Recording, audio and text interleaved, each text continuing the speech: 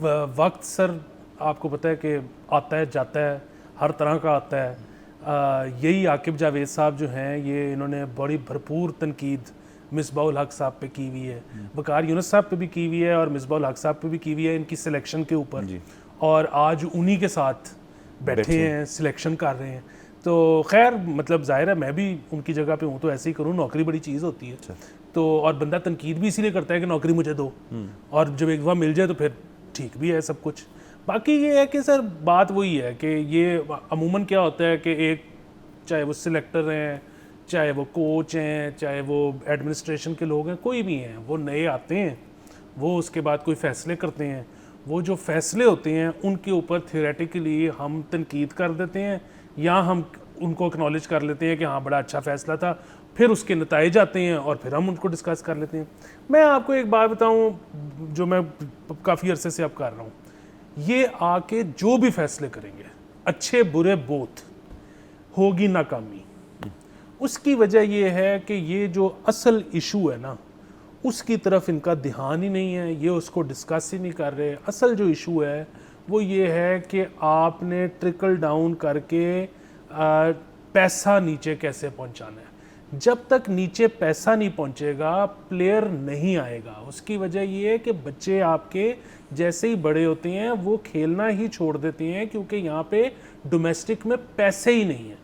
تو آپ اس کے علاوہ یہ جو آپ کے پاس پول آف پلیئرز ہے نا، اگر آپ کو لگتا ہے کہ ایکس سلیکٹر جو ہے وہ پول آف پلیئرز میں سے صحیح لوگ نہیں نکال رہا تھا اور اب ہم کیونکہ وائی بندہ لے آئے ہیں تو یہ صحیح بندے نکال لے گا، میں آپ کو بتاؤں 19-20 سے زیادہ فرق نہیں پڑے گا. جیسے پاکستان ہارتا آیا ہے ویسے ہی آگے ہارتا رہے گا.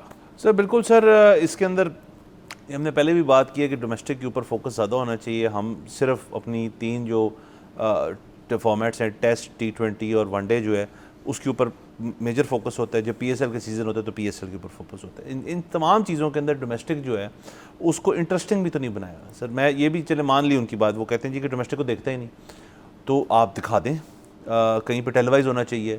مطلب سر PTV ہمارے پاس ایک انفراسٹرکچر وائز تو بہت بڑا ادارہ ہے نا، تو انفراسٹرکچر کے لحاظ سے آپ ایک سپورٹس چینل بنا دیں نیا جس کے اوپر ہر وقت راؤنڈ او کلاک ڈومیسٹک کرکٹ نظر آ رہی ہو. کوئی نہ کوئی شاید انٹرسٹڈ ہو جائے، اس کے اندر مقابلے نکل آئیں، بٹ وہ چیز ہم نہیں کرتے. دوسرا سر مجھے اب یہ بھی نہیں ہے پتہ کہ پاکستان کے جو کرکٹ کا نظام ہے اس کے اندر ڈومیسٹک کے اندر پلیئر جو ہے، مطلب ڈومیسٹک میں بھی کہیں نہ کہیں سے آتا ہے نا پلیئر، کسی کو کچھ سلیکٹ ہوتا ہے کہیں سے. اب وہ اکیڈمیز ہو سکتی ہیں، وہ اسکولز ہو سکتے ہیں، وہ اسکاؤٹنگ ہو سکتی ہے، وہ ٹرائلز ہو سکتے ہیں، وہ کوئی بھی چیز ہو سکتی ہے.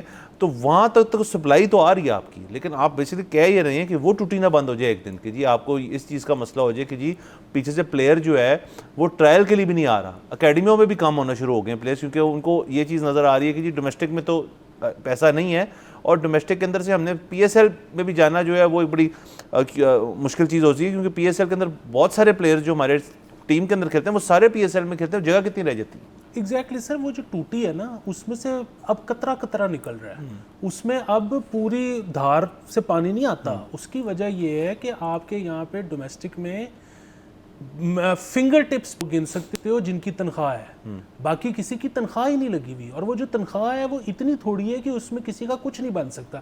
سو آپ کا بچہ اگر یہ کہے گا کہ میں نے کرکٹ کھیلنی ہے، وہ جتنا مرضی ٹیلنٹڈ ہوگا، آپ کہو گے کہ یار واٹ آر دی آڈس کہ تم PSL یا پاکستانی ٹیم تک پہنچو گے، چپ کرو نوکری پہ جاؤ.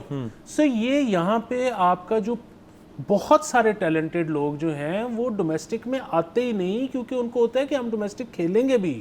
دیکھیں ڈومیسٹک میں سلیکٹ ہونا کون سا آسان کام ہے، مشکل کام ہے نا. تو اگر آپ وہاں پر سلیکٹ ہو گئے ہو تو اس کا مطلب ہے کہ آپ بڑے قابل پلیئر ہو، تو اس کا مطلب ہے کہ آپ کو پیسے ملنے چاہیے. سبسکرائب کریں اور بیل دبائیں تاکہ کوئی خبر رہ نہ جائے.